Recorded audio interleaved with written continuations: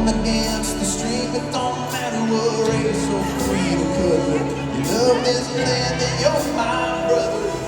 That anyways, you know I'm gonna stand. If you say you can't breathe, I'll show you we can. Ain't never gonna stop believing.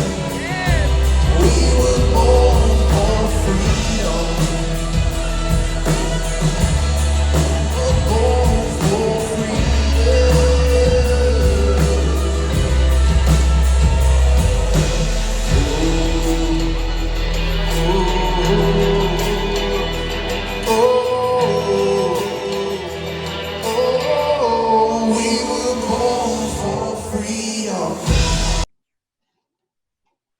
Welcome, welcome, welcome, Ragers.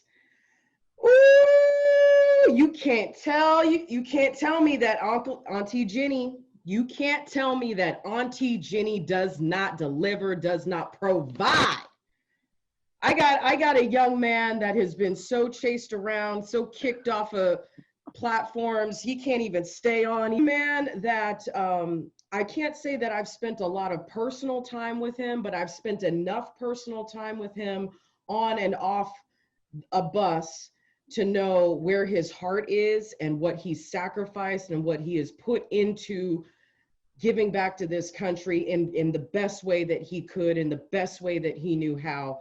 When we all started on this journey, many of us, A, started as liberals, B, we started because we had a career. We weren't like trying to have a political career. We weren't trying to be activists.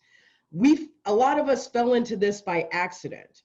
And that very interestingly seems to be the motley crew of the walkaway movement. And with that, I would like to welcome Mr. Mikey Harlow to Red Pill Rage. Hey, that was the best intro ever. You're amazing. Well, I try to be. I know I blew your mind when I did my speech in Tampa. So good. Oh my God, it was so good. It's so good to see you. I got used to like seeing you every couple weeks for a while, and I haven't seen you in so long. So I can't wait until we can get back out there. Well, you see, this is why I'm doing the Walkaway series of Red Pill Rage. I'm doing the Walkaway reunion. Right now, unfortunately, Brandon has to keep his mouth shut. He's laying low. I should probably keep my mouth shut and lay low too, but we don't know how to. I don't know how to, exactly. I don't know how to. So I'm getting the band back together, man. I'm bringing back the Walkaway reunion. What? Oh, I've missed that fan. I know you have, because I don't care how far away I was from the stage. I always had my fan ready for you. You always killed it. You always slayed it. And with that, Mikey, I had some questions for you, and these are gonna be basic questions that I'm gonna ask everybody. But how did you get involved as a speaker at the Walkaway? Like, tell me how Brandon's team came to you, or you came to them, or how did you get started with them when they started the Rescue America? Well, I've kind of just been there since the beginning. I helped Brandon when he was starting Walkaway. I helped him shoot his video that launched it, and it was kind of just the two of us at the beginning. Like, he because we'd been friends, and he came to me with this idea that he wanted to make a video, and I was like, okay, yeah, cool, whatever. But then he read me what he had wrote for it and explained it to me, and it was just, when he told it to me on the phone, people would have thought we were having phone sex. I was just like, hell yes, yes, yes. So we shot his video. It was amazing. You know, anyone who watched that video knows what I'm talking about. But so no, we just shot in our friend's studio. It was so, you know, I love when these people talk about, oh, they're funded by these people and it's a Russian propaganda. It was literally like, I don't think we could have afforded a camera. So we borrowed our friend's camera, used our friend's studio. So it was like as DIY as you could possibly get.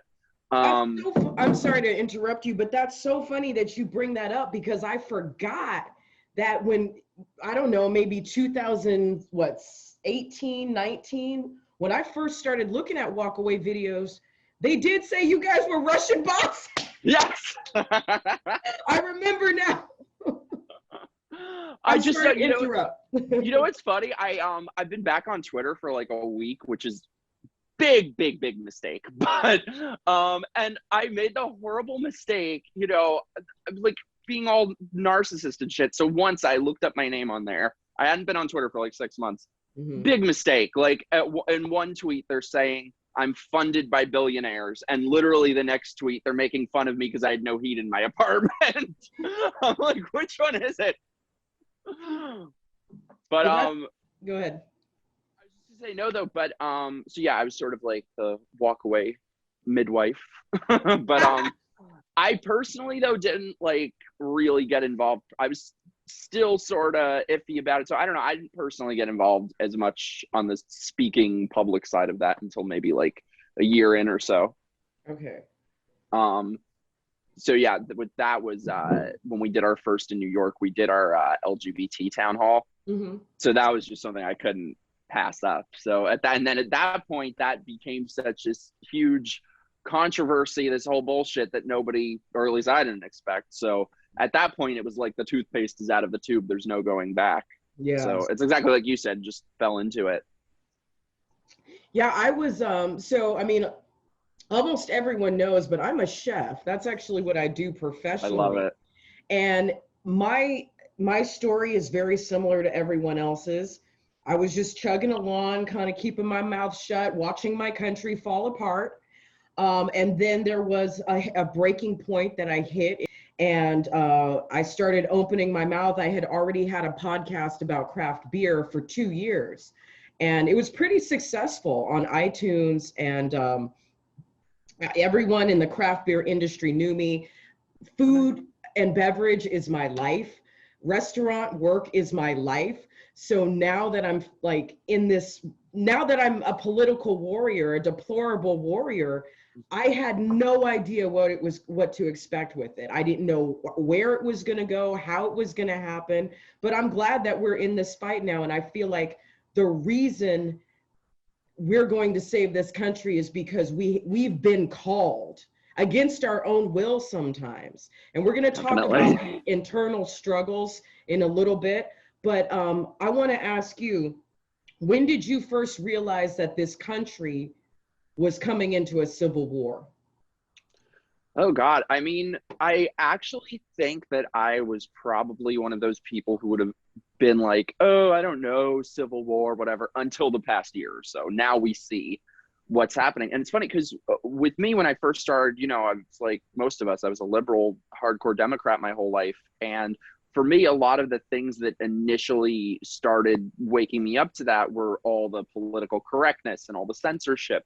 But it's kind of amazing how in the span of just a couple years, we've gone from worrying about, political correctness and comedians and colleges and all that, to the government shutting down entire industries, the government telling you you can't see your family, you can't leave your house, you can't operate a business. You know, if you didn't feel strongly enough before being in the food and beverage industry, it's just been totally destroyed in the last year. So absolutely. And that's what I don't understand too, by the way, kind of like side note, but like I'm in New York, and like all of these people who their entire livelihoods and careers and industries have been destroyed support it.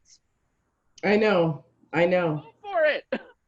I know. They're out of work, they're miserable, they vote for it. So that's kind of beyond my comprehension. But I'll be honest, I don't know that I would have put it that way until the moment when it feels very likely that we can't trust our elections. Because it seems to me like if you can't have total faith in the fact that you can vote this ideology out, then what? You know? And we have a point now where it seems like at least half the country would be totally accepting of just full-on communism. They have no point with these lockdowns and shit just going on forever. So I really don't know what needs to happen for a lot of these people to wake up. Right. What was your most memorable rally that you spoke at, and why? Oh God, there's so many. Can I answer two? Okay, so like one of them is sort of just like honorable. Okay, good. Well, because one of them wasn't a rally, but it was just so epic. Was the LGBT debate that we had? Oh man, Blair and Brandon. Oh, it was so good. So I know that wasn't a rally, but it was just amazing. I'm dying to do that again. I want us to do more debates. And I think that's definitely something that when Walkaway is able to get up and running again, I think that's something that we're going to do a lot more of is live debates. But God, I want to do another one so badly. It was so much fun. But best rally I feel like was maybe the DC one, the Unsilent March, because it was just so massive. There were such huge crowds of people. Also, another one we did in Beverly Hills, that was the second one we did. So we started the first one we did. And by the way, I don't think we ever intended for this to be like a whole tour. It was just like, oh, we'll do an event here, an event there. And it ended up being, okay, at least once a week, every week. We're now in a different city. But the first one we did in Baltimore, we had maybe like 7 people show up. There was nobody. So the next one right afterwards, we were going to Beverly Hills. And we're already feeling a little bit dejected in terms of turnout. Like, God, we can't get that there. So we're expecting maybe like 3 or 4 people to show up in Beverly Hills. And we get out of the cab and there are just like people everywhere on every corner, a couple thousand people at least. It was shocking and just amazing.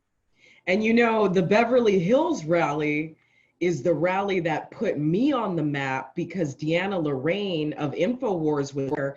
And she recorded me confronting this Black Lives Matter white girl. And that video went viral in America and in England. Nick DiPaolo retweeted it, Chad Prather, Diamond and Silk, Tommy Robinson. A lot of people retweeted it. And so that rally, it obviously for me is the most special as well. And the fact that people from my hometown, I grew up in Los Angeles, so people from my hometown stepped up to the plate and fought the fuck back and turned out in those numbers that day showed it was really what opened my eyes and gave me hope. Now let's go the opposite direction. What was the worst rally, Rescue America rally you ever did? And you can pick 2 if you have to. The ones after the election. For really? Me, worse than Dallas? Worse than Dallas. Dallas was kind of fun. I mean, I know. Dallas, what are you talking about? It was fun. I got pepper spray. Okay, no. Okay, I'm saying it was fun knowing that we live in the end. You know, like knowing what the outcome was. It was fun. If it were a different outcome, then maybe it wouldn't be, but knowing we survived, it was fun. For me, the ones after, by the end of it, we were all just so burnt out and exhausted. Like, I was a crazy person at the end of that tour. Like, there was one night, I think it was the night before election night, we were in Florida, and I got into like a massive fight with Brandon where I stormed out of the room, like, over what movie we're gonna watch. Like, I was a crazy person at the end of that tour. I don't know how they put up with me, but we're thinking, you know, I think most of us expected that there were going to be some shenanigans in the election, but for me, I didn't think it would be so blatant, so obvious, so in your face. But yeah, we were so exhausted and we're thinking, okay, this is going to be the end of it, you know? And I think for all of us, let me know what you think, but I absolutely think that we all sort of felt the momentum towards President Trump in those months before the election. I mean, I live in New York City, and every single time that I would leave my house wearing any sort of Trump hat or something like that, I would get like dozens of people coming up to me, high-fiving me, saying, hell yeah.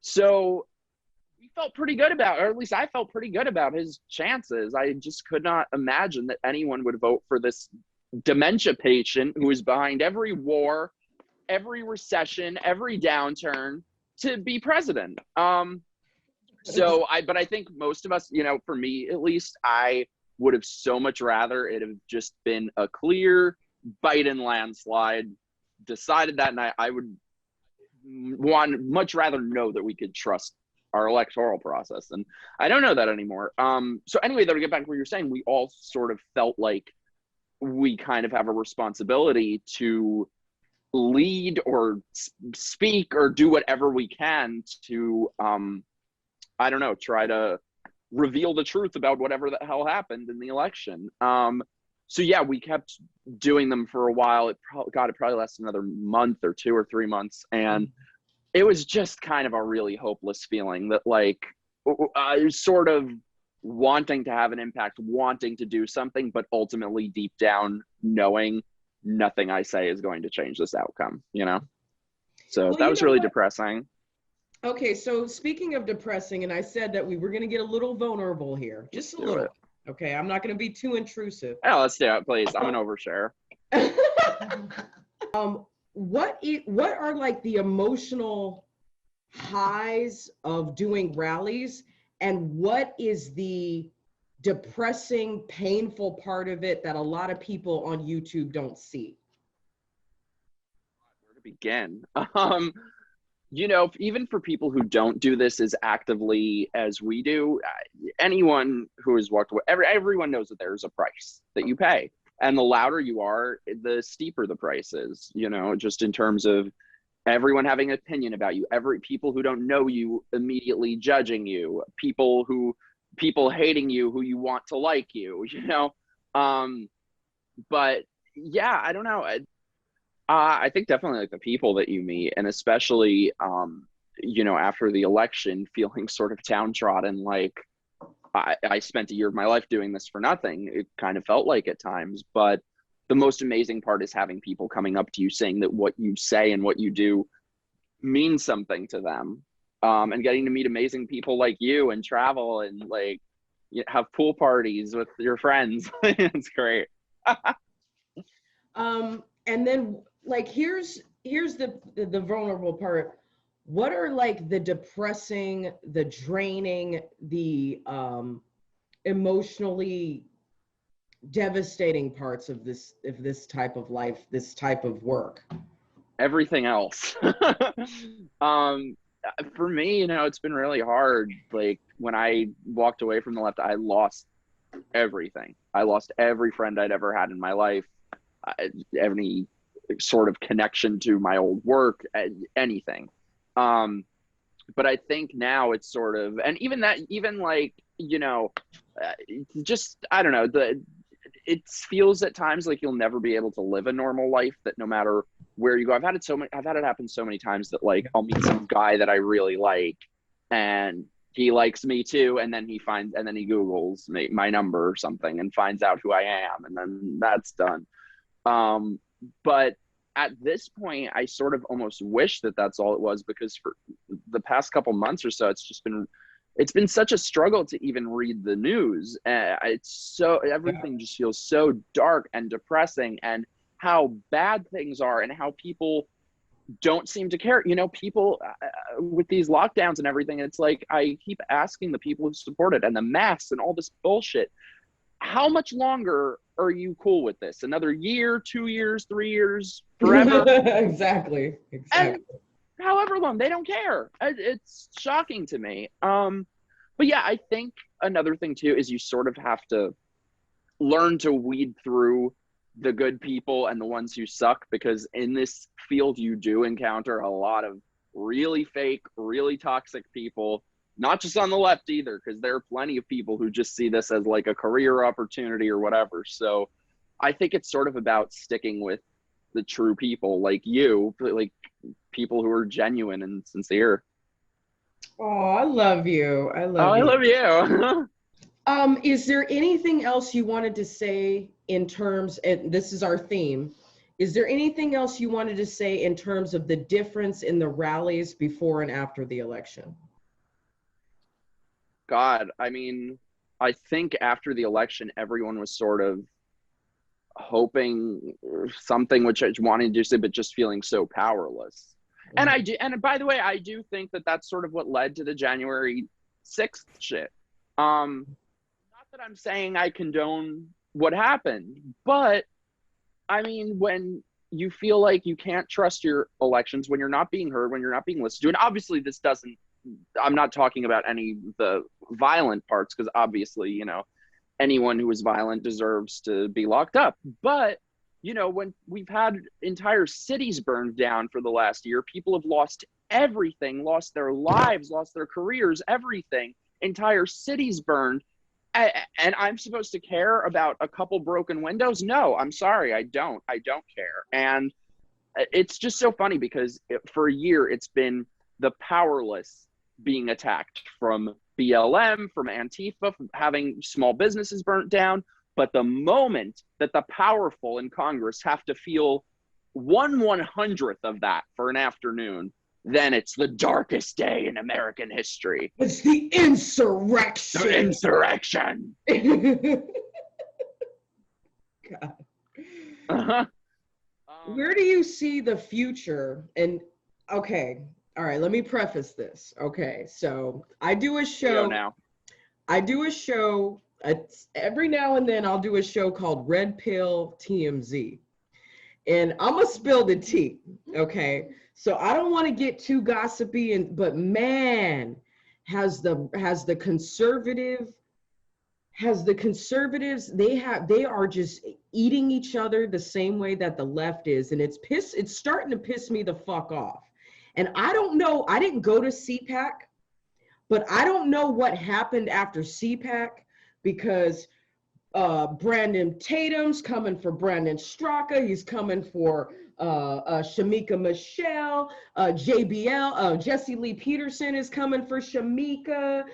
Lady Maga and Nick Fuentes, and everybody's coming for each other. I'm like, what the fuck happened? I'm glad I wasn't there. I'm glad I wasn't there at CPAC. I don't know what happened, but my question is, I'll tell you. Where do you see the future for those of us who escaped the left but are starting to get rejected by the right? I will say, I don't think necessarily that those people are really representative of the majority of the right. Like somebody like you said, like Nick Fuentes, like that's a very fringe, ridiculous figure. I think a lot of these people, there's sort of two categories of these people you mentioned. There's some who are just sort of like, I don't know, they say conservative ink, you know, and it's very much an image, and they have ownership of it, you know. Turning Point USA, $30 million a year for activism. I'm still waiting to see where the activism is. So, Tell it, preach. Tell it. Has anyone seen them for the last year? I mean, we should send out friggin' Scooby-Doo and the Mystery Gang to see where they are. Right. They're probably in the Bahamas spending that $30 million. Right. No, I think the thing is, a lot of these people have been around for decades, and they have done nothing. It's because of them that the left took control of everything, that the right lost culture, lost everything. So I think when people talk about us eating our own, yes, that can be a negative thing sometimes, but I also think that there are certain times when it's good for certain things to be eaten. Like failure needs to be purged. Yeah. Toxic people need to be purged. Useless ideology needs to be purged. So I think a lot of these people have just been total failures, and now they're trying to claim ownership of conservatism, the Republican Party, the right. And it's like, no, sorry, you had the last 30, 40, 50 years to do something. You didn't, you failed, and now it's our time.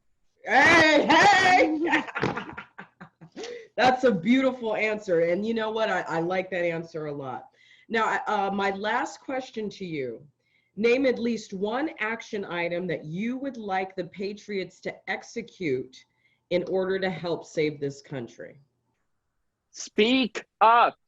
Speak up, speak up, speak up. That is the biggest threat are the people who are just silent. God, if I swear to God, if I get one more message from someone, a private message saying, oh, I secretly agree with you, but I can never say anything. And then you look at their social media and it's the same damn talking points as every other leftist.